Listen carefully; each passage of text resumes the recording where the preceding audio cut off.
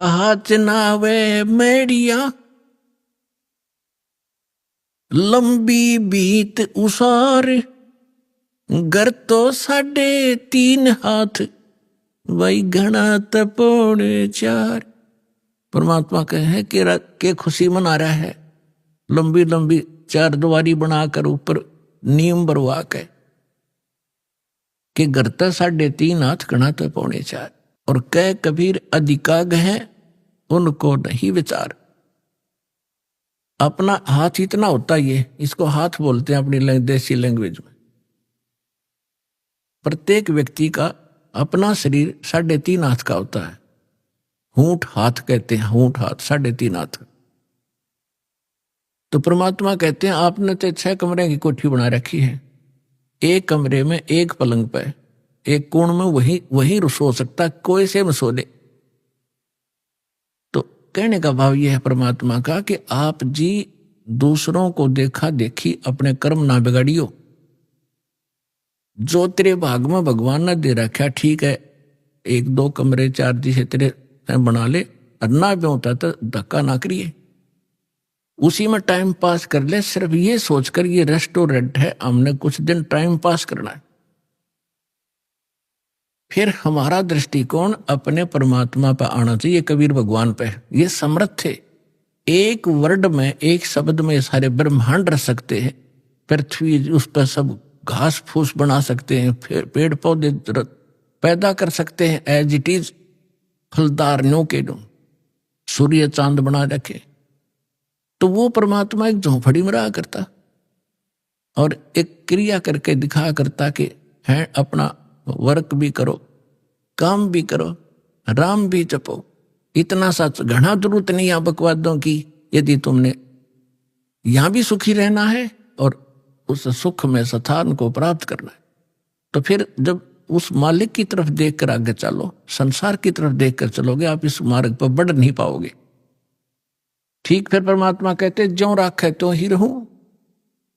कैसे ही रखे मालिक, चाहे आपने सुख कार दे, कोठी दे, नो प्रॉब्लम, पर भगवान ना भूलना। कहने का भाव मालिक का ये है, यानी कम से कम बता रहा है कि 3.5 हाथ और 3.25 का भी मकान हो तो भी संतोष करना, पर भगवान ना भूलना। अगर राम भूल गए और दूसरे की नकल के लिए किसी ने कोठी बनाई मैं भी बनाऊं तो बात बिगड़ेगी। भगवान कोई बालक नहीं, सब पता उसको कि इस बच्चे को जब तक खिलौना नहीं मिलेगा यो आगे नहीं चलेगा, तो वो भी खिलौने यहां वो देगा आपको। ऐसी बात नहीं, बालक नहीं है। अपने बच्चे को कोई रोता नहीं देख सकता। और समर्थ धनी पिता तो कदे ना देखे, तो आप धनी पिता की संतान होगे हुई उस कबीर भगवान की। आपको किसी चीज का अभाव नहीं रहने देगा, लेकिन भक्ति करनी पड़ेगी। अब यहाँ की स्थिति बताते हैं परमात्मा कि आप किस स्थान पर रह रहे हो। साथी हमारे चले गए हम भी चालन हारे, कोई कागज में बाकी रह रही तात लगी है वारे। पतझड़ आवत देख कर बन रोवे मन माही, वो ऊंची टहनी पात थे आज पीले हो जाए। पात जड़नता यूं कहे सुन भई तरवर राय, अब के बिछुड़े नहीं मिले न जाने कहां गिरेंगे जाए। तरवर कहता पात से सुनो पात एक बात, यहाँ की यह रीति है एक आवत एक जात। परमात्मा एक उदाहरण दे रहे हमारे लिए। क्या बता रहे हैं कि जैसे संसार रूपी वन में और एक परिवार रूपी पेड़ लगा हुआ है, पतझड़ आती है जब उनका पत्ते झड़ने का समय आता है, उस समय परमात्मा कह रहे हैं कि पहले हरा भरा था वो वन, अब मन में रो रहा है कि कोई पत्ता नजर नहीं आ रहा, पीले होकर गिर रहे हैं।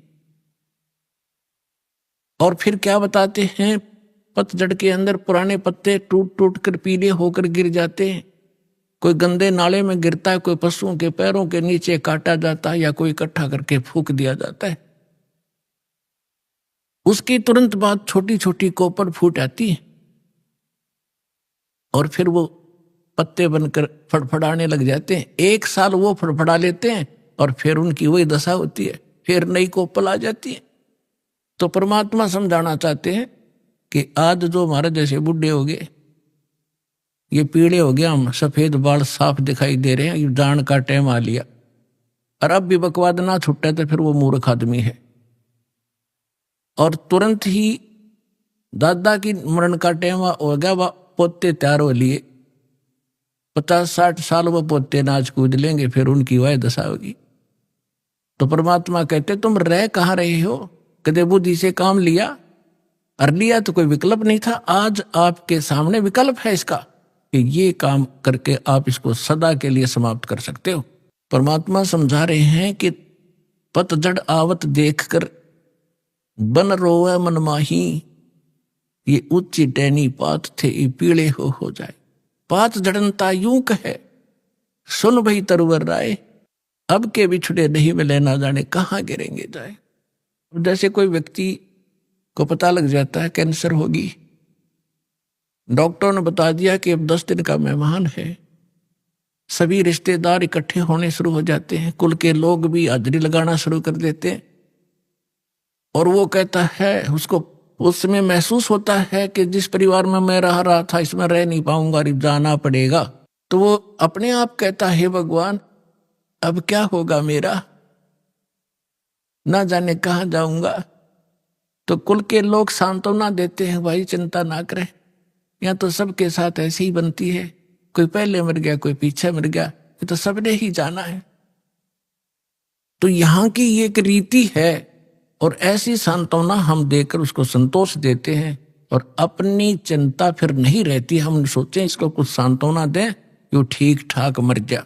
तो यही उदाहरण दे रहे हैं परमात्मा के पात जड़नता यूं कहे, एक परिवार से निकल कर जाने वाला जो व्यक्ति मरने वाला कह रहा हो सुन भई तरवर राय, अब के बिछुड़े नहीं मिलेंगे तेरे तय, ना जाने कहाँ गिरेंगे जाए, ना जाने कुत्ते बनेंगे गधे बनेंगे, पता नहीं कहाँ दुर्गति होगी।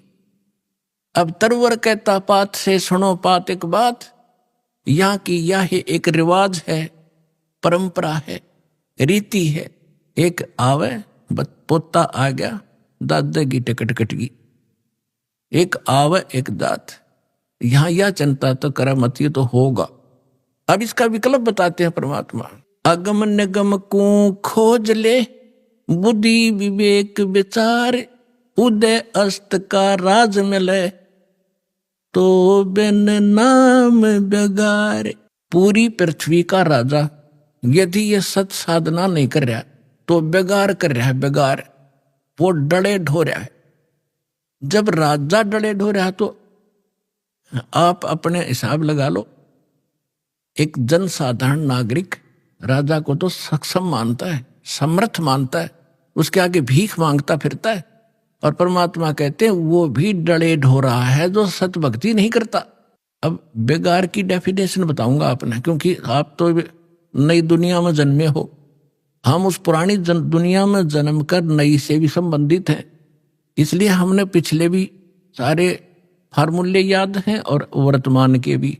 इसलिए दास आपको परमात्मा ने जो वाणी बोली वो पहले बोली थी, उसमें हमारे पुराने शब्द घने हैं जो आज के बच्चे उनको समझ नहीं सकते बेगार के चीजों से। तो इसलिए परमात्मा ने दास को ऐसे समय में यहां पटका ताकि मैं परमात्मा की वाणी को दास ठीक से समझ के उसके बच्चों को निर्णायक तरीके से समझा सकूं।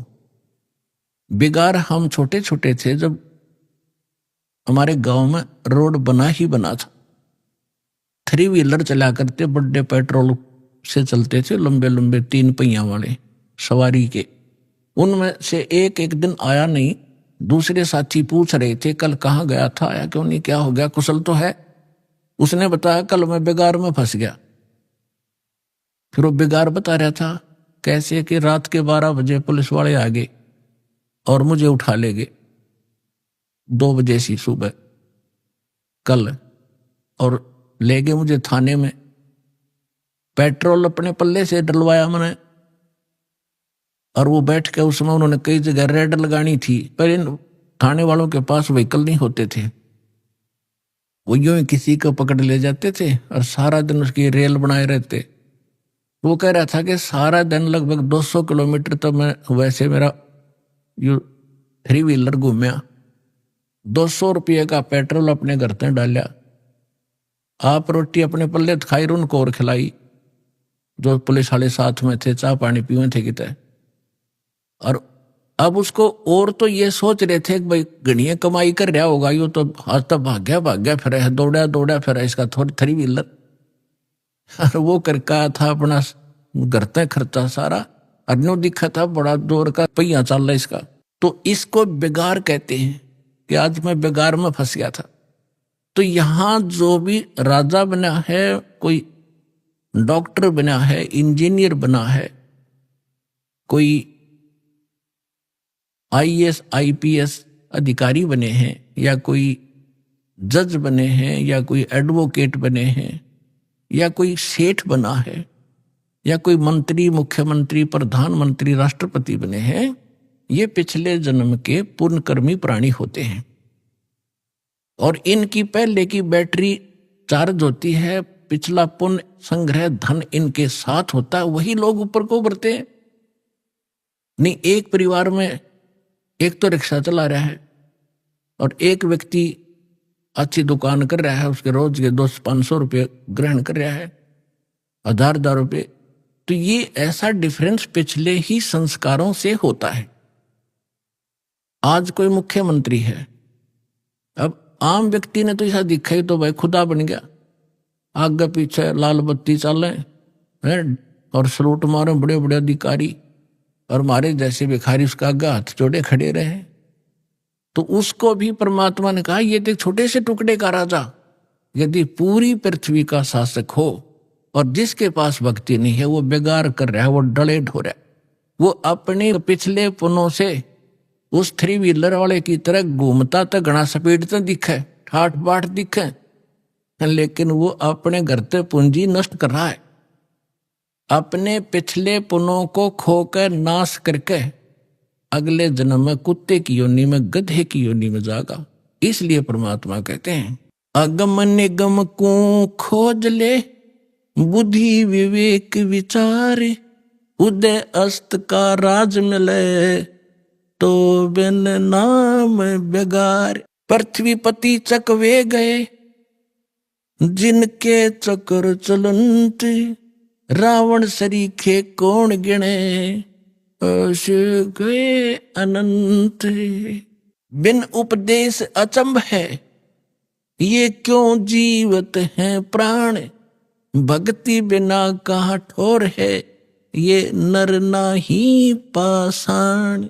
हे भगवान, इस आत्मा के ऊपर कितना जामा बैठ गया, कैसा हमारे अंदर इतना कठोरपन आ गया, इतनी जबरदस्त चोट मारी दाता ने। इसको जगाने के लिए तू कहाँ बैठा है, तू कर क्या रहा, तेने करना क्या चाहिए था। और जिस सुख को तू यहां खोज रहा है वो भी ना मिलता तेरे को, क्योंकि वो आपको केवल संस्कार ही प्राप्त होगा। चाहे कितने कुबद कमा ले, कितनी चोरी कर ले, और कितना रिश्वत ले ले, कितनी मिलावट कर ले, कितने डाके मार ले, आपके भाग में उतना ही रहेगा, ज्यादा नहीं रह सकता।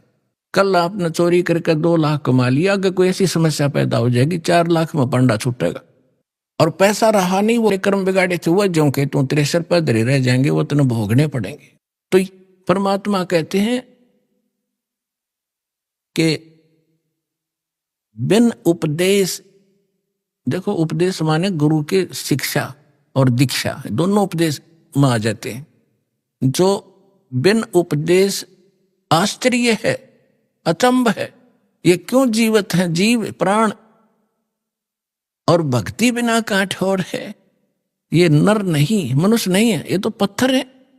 इतना विवेक नहीं रखते ये लोग, नर नाही ये पाषाण, जिनका इतना ज्ञान और ऐसी भगवान की वाणी का असर नहीं हो रहा, कहते मानुष नहीं है, फिर ये तो पत्थर जैसे हृदय के इंसान हो गए, पाप कर्मों का ज्यादा प्रभाव है। और फिर जैसे आपको अभी आपने सुना कि मिलना भाग्य ही है, भाग से अधिक हो नहीं सकता, और जो आपने 2 नंबर के काम करे वो कर्म और बिगाड़ लिए, वो पाप पाप आपके साथ रहेंगे, धन नहीं रहेगा। फिर इसका विकल्प बताया परमात्मा ने, ठीक है, अनजानपने में जो गलती होगी सो होगी, आगे से सतर्क हो जाओ, यहां से दीक्षा लो, आपके पिछले पाप भी नाश होंगे, आगे आपके भाग्य में ना होगा, ये समर्थ है, आपके नए लेख लिख देगा ये कबीर भगवान, वो समर्थ शक्ति है, समझ लेना इस बात को।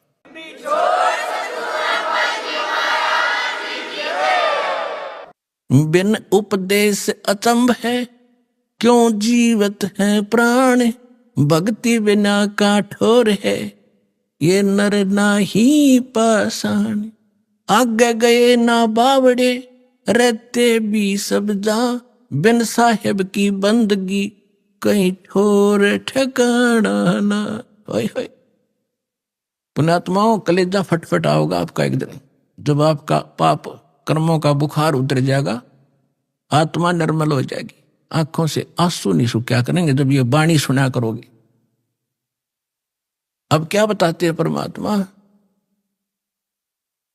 कि जो हमारे दादे परदादे पहले चले गए, उन्होंने ताकि बताया नहीं उनकी के दुर्दशा हुई, और शेष भी जा रहे हैं। अब भगवान आके बताते हैं स्वयं, और फिर उस जिन संतों से वो मिलते हैं वो संत बताते हैं। तो क्या बताते हैं कि पहले चले गए वो तो वापस नहीं आपको बताने आए, और रहते भी सब जा रहे हैं, और बिन साहेब की बंदगी, बिना भगवान की भक्ति की तो ठोर ठिकाना। अब यहां समस्या और आती है, भगवान कौन है, साहेब कौन है। अब ये दास ने आपको बहुत बार बता रखा है, इसको बार बार रिवाइज ना करूं, क्योंकि देखो एक तहसीलदार भी साहब है, मालिक है, स्वामी है, एक कमिश्नर डिप्टी कमिश्नर भी, डीसी भी स्वामी है, डीएम बोल रहे कई जगह उसको, और मंत्री भी, पर मुख्यमंत्री भी साहब है, प्रधानमंत्री भी साहब है, राष्ट्रपति भी साहब। तो यहां कौन से साहब की तरफ संकेत किया गरीबदास जी ने, उनका कौन साहब था। अनंत कोट ब्रह्मांड का एक रुति नहीं भार, सतगुरु पुरुष कबीर हैं ये कुल के सिरजनहार। हम सुल्तानी नानक तारे दादू को उपदेश दिया, जात जुलाहा वेद न पाया वो काशी में कबीर हुआ। यानी ये भगवान भी बता दिया है, वो साहेब कौन सा जिसकी भक्ति करनी चाहिए, ये वो परमात्मा है जो काशी में धानक जुलाहे रूप में कबीर नाम से आए थे। ये अनंत कोट ब्रह्मांड का स्वामी, ये है मेरा साहेब। तो यहां कहते हैं अग गए ना बावड़े, रहते भी सब जा, और बिन साहेब की बंदगी कहीं ठोर ठिकाना ना। जैसे आज यहां प्रधानमंत्री बन गया, भक्ति की नहीं तो राजा का नेक्स्ट जीवन गधे से शुरू होता है, ये विधान बता रखा भगवान। अब गधे का जीवन जब पूरा होगा वहां मृत्यु, फिर कहेंगे चलो कहा कोई पुण्य बना है तो स्वर्ग में जाओगे। स्वर्ग का समय निर्धारित है आपके पुण्यों के आधार से, आपकी पूंजी जब समाप्त हो जाएगी फिर चलो नरक में, पाप वहां भोगने पड़ेंगे। जब तक हम कबीर साहब की शरण में नहीं आते, इस दास से उपदेश लेकर सतभक्ति आप नहीं करोगे, तो आपको केवल वर्क डन मिलेगा, जैसा कर्म किया वैसा ही भगवान आपका थारा भगवान उतना ही फल देता रहता है। जिसको तुम भगवान मानते थे वो केवल इतना ही काम कर सकते हैं, जैसा कर्म वैसा ही फल। और ये परमात्मा आपके पाप नाश करेगा, ना भाग्य में होगा, और आपको आवश्यकता होगी नो नहीं बेमतलब डिमांड करोगे वो नहीं मिलेगा। एक विद्यार्थी जो आवश्यक वस्तु मांगता है पिता माता वही देते हैं, और वो मांगा मैंने बंदूक ला दे कि पागल है पिताजी, विद्यार्थी को गन ला के देगा तो ऐसी डिमांड करोगे फिर नहीं मिलेगी आपको।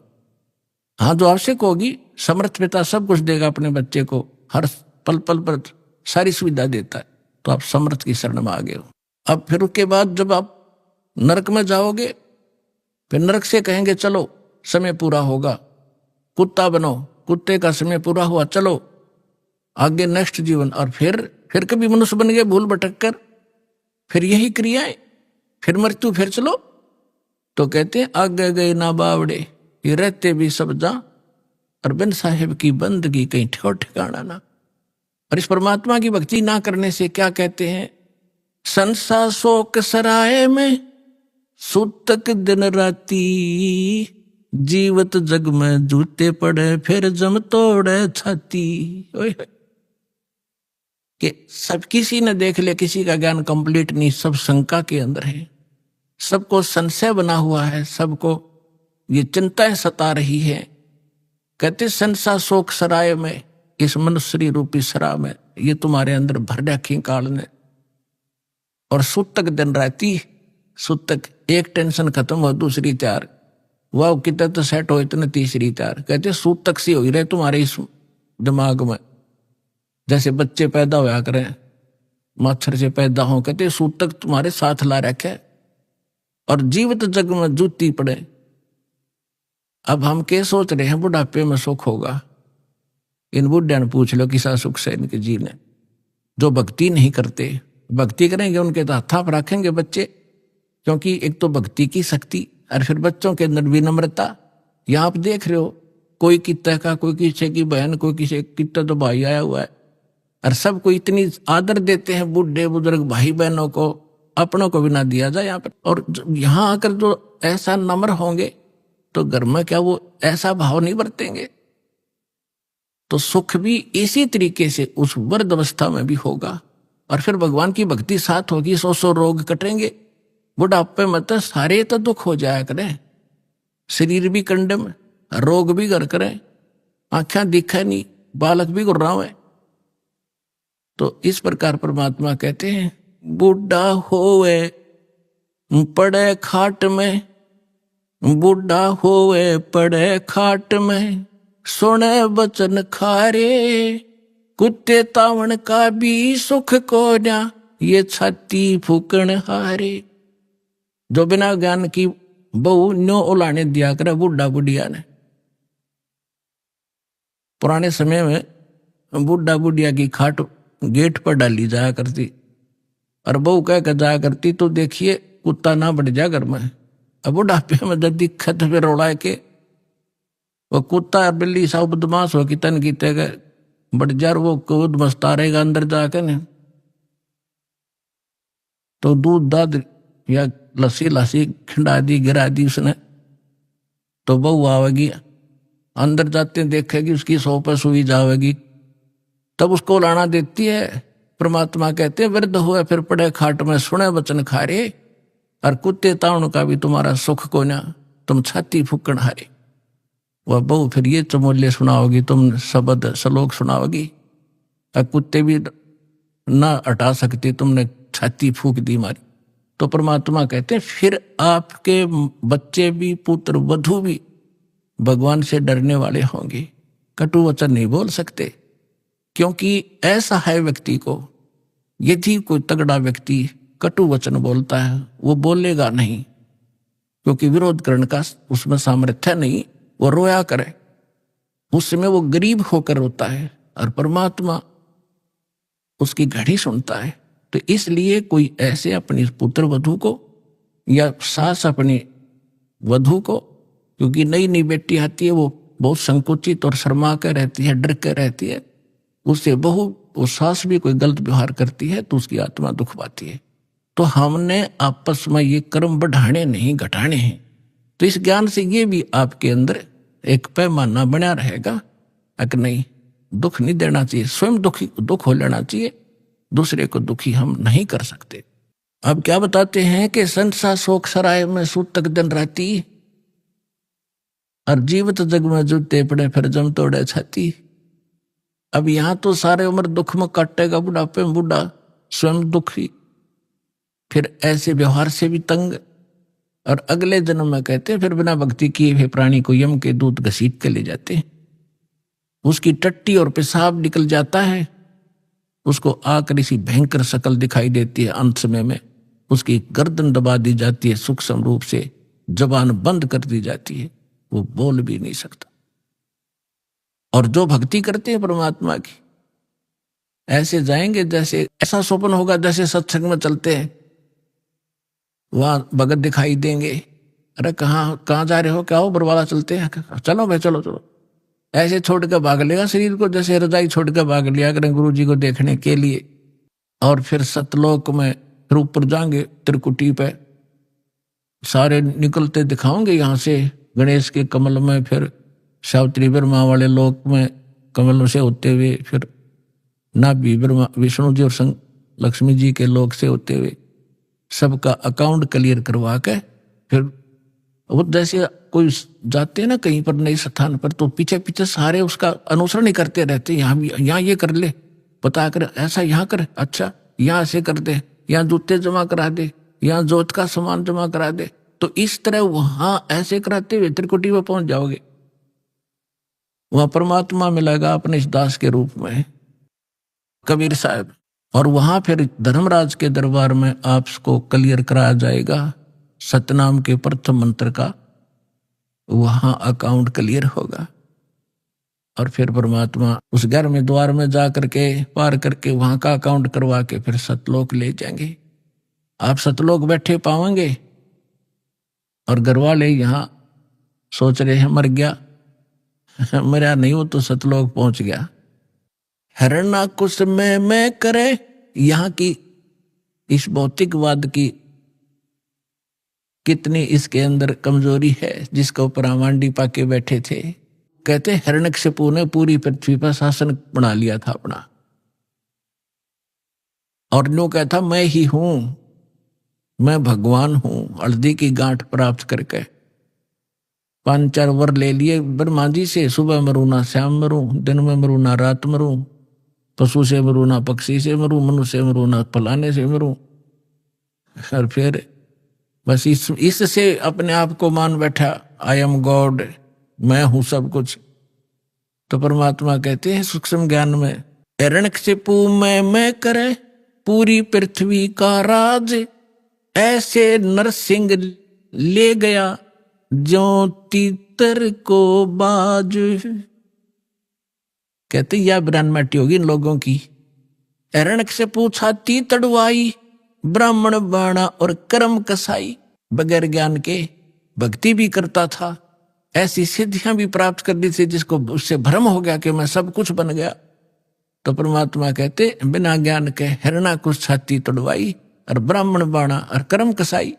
वो तो भगत दिखाई दे, ब्राह्मण माने भगत भी होता है, वो तो भगत और भक्ति करे, और कर्म कसाई वाले तो कहते ऐसे लोगों की छाती टूटिया करती है, भगवान ने उसका पेट पाड़ के गिर दिया।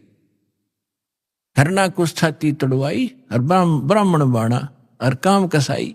कबीर लूट सको तो लूटियो, राम नाम की लूटी, पीछे फिर पछताओगे, प्राण जहांगे छूट।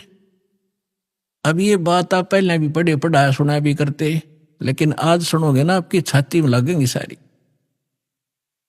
क्योंकि अधिकारी के बिना ये अमल में आ ही नहीं सकती। और परमात्मा की दया